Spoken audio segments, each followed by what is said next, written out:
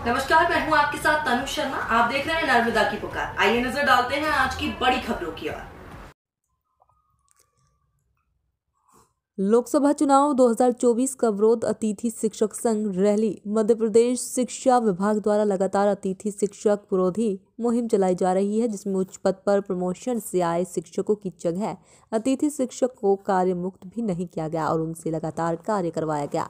वेतनमान के नाम पर शिक्षा विभाग के आला अफसर अधिकारियों द्वारा मनमानी पूर्ण तरीके से उसकी सेवा समाप्त की जा रही है और उनका 5 माह का वेतनमान भी नहीं दिया जा रहा। एक तरफ नारी सशक्तिकरण कार्यक्रम चलाया जा रहा है तो दूसरी तरफ आज अतिथि शिक्षक महिलाएं दिन भर अपने मौन धरने पर भूखी प्यासी बैठी हुई है।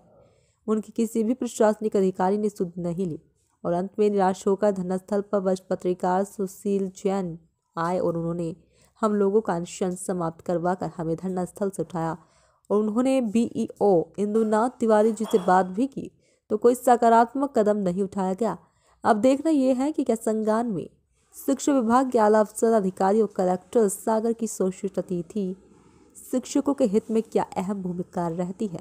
मौन धरना कार्यक्रम में मुख्य रूप से भानुवती पटेल, सुरभि पटेल, सेजल पटेल, शिवानी पटेल, रेशु रेकवार, गायत्री पटेल, अजय ठाकुर, पंकज साहू, अमित विश्वकर्मा, हरिविंद्र लोधी, उदय भान लोधी, सुलभ दुबे और भाविक सेन, हरिओम श्रीवास्तव, नरेश सेन और बहुत सारे अतिथि शिक्षक शामिल हुए।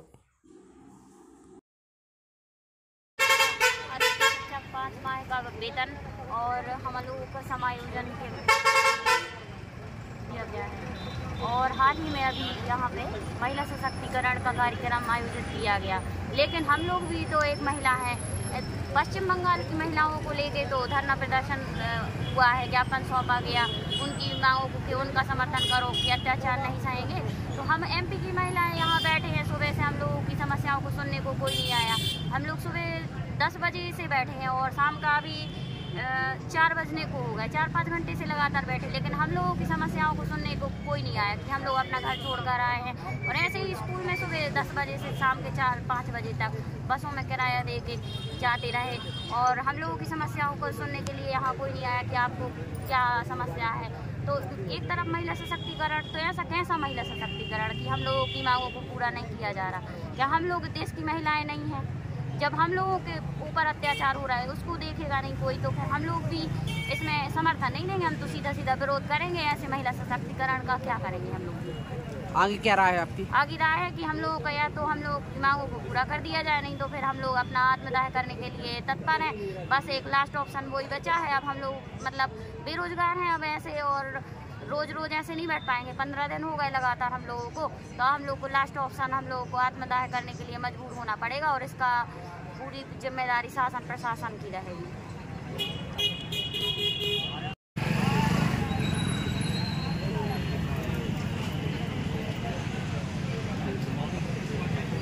ये हमारी 2 मांगे हैं जो नियमितीकरण उसकी समायोजन की और 5 माह का वेतनमान।